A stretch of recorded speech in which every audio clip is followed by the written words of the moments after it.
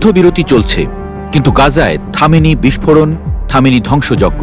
প্রতিদিনই কোথাও না কোথাও বোমা পড়ছে, শিশুদের কান্না আর সাইরেনের শব্দে এখনো কেঁপে উঠছে উপত্যকা।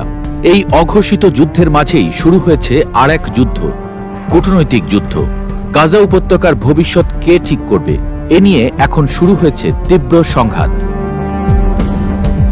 গাজায় যুদ্ধবিরতির পর প্রথম থেকেই শোনা যাচ্ছিল গাজা পুনর্গঠনে যাবে এরদোয়ানের সেনারা, কিন্তু এরপরই অধিকৃত ফিলিস্তিন সফরে থাকা মার্কিন ভাইস প্রেসিডেন্ট জেডি ভ্যান্সের সঙ্গে বৈঠকে ইসরায়েলি প্রধানমন্ত্রী বেনিয়ামিন নেতানিয়াহু বললেন এক বিস্ফোরক কথা। গাজা উপত্যকায় তুরস্কের উপস্থিতি নাকি ইসরায়েলের জন্য এক প্রকার হুমকি। এরপর মুহূর্তেই বদলে গেল গাজার কূটনৈতিক প্রেক্ষাপট।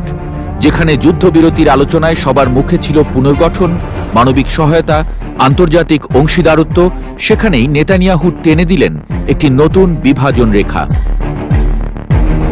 তেল আবিবের দৃষ্টিতে তুরস্ক আজ কেবল এক দেশ নয়, বরং ফিলিস্তিনের প্রতিরোধ সংগঠনের রাজনৈতিক ও নৈতিক মিত্র।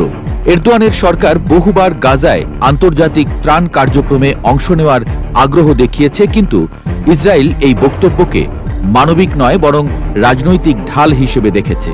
তাদের আশঙ্কা, গাজায় তুরস্কের উপস্থিতি মানে ফিলিস্তিনি প্রতিরোধ গোষ্ঠীকে নতুন করে আন্তর্জাতিক স্বীকৃতি দেওয়া এবং ইসরায়েলি নিয়ন্ত্রণ দুর্বল হয়ে পড়া। বিষয়টি আরও জটিল হয়ে ওঠে যখন দেখা যায় রাজনৈতিক উত্তেজনার মাঝেও দুই দেশের মধ্যে বাণিজ্য অব্যাহত।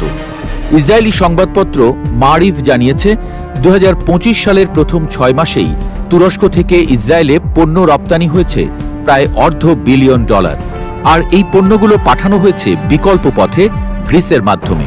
অর্থাৎ প্রকাশ্যে বাকযুদ্ধ চললেও অর্থনৈতিক সম্পর্ক টিকিয়ে রাখছে উভয় পক্ষই, যেন রাজনৈতিক দ্বন্দ্বের আড়ালে চলছে নীরব ব্যবসায়িক বোঝাপড়া। তাহলে কেন ইসরায়েল এত সতর্ক? কেন গাজার পুনর্গঠনে তুরস্কের অংশগ্রহণকে হুমকি হিসেবে দেখছে নেতানিয়াহুর সরকার? কারণ এর পেছনে রয়েছে আশঙ্কা ও কৌশলগত হিসাব। প্রথমত, ইসরায়েলও তুরস্ককে দেখে আঞ্চলিক প্রতিদ্বন্দ্বী হিসেবে। দ্বিতীয়ত, রাজনৈতিক প্রভাবের লড়াই। এরদোয়ান বারবার হামাসকে রাজনৈতিকভাবে রক্ষা করেছেন বলে অভিযোগ নেতানিয়াহুর। এমনকি আঙ্কারার বিভিন্ন বাণিজ্যিক ও মানবিক সংস্থা সরাসরি গাজায় কাজ করছে। ইসরায়েলের ভয় এই উপস্থিতি ইসলামপন্থী দলগুলোকে আরও শক্তিশালী করবে। তৃতীয়ত, মার্কিন পরিকল্পনার সঙ্গে দ্বন্দ্ব। ওয়াশিংটন ও তেল আবিব মিলে গাজায় একটি বহুজাতিক শান্তিরক্ষী বাহিনী গঠনের চিন্তা করছে, যেখানে অংশ নেবে মিশর, জর্ডান ও সংযুক্ত আরব আমিরাতের মতো দেশ। কিন্তু তুরস্ক সেখানে যোগ দিলে পুরো পরিকল্পনাই ভেস্তে যাবে, কারণ আঙ্কারার অবস্থান হামাসপন্থী ও স্বাধীন চেতা ভূমিকা। চতুর্থত, গোয়েন্দা ও নিরাপত্তা আশঙ্কা। ইসরায়েল বিশ্বাস করে গাজায় তুর্কি বাহিনী বা কর্মী পাঠানো মানে ফিলিস্তিনি প্রতিরোধ গোষ্ঠীগুলোর হাতে সংবেদনশীল তথ্য পৌঁছে যাওয়া। এই আশঙ্কাই তাদের না বলার সবচেয়ে বড় কারণ।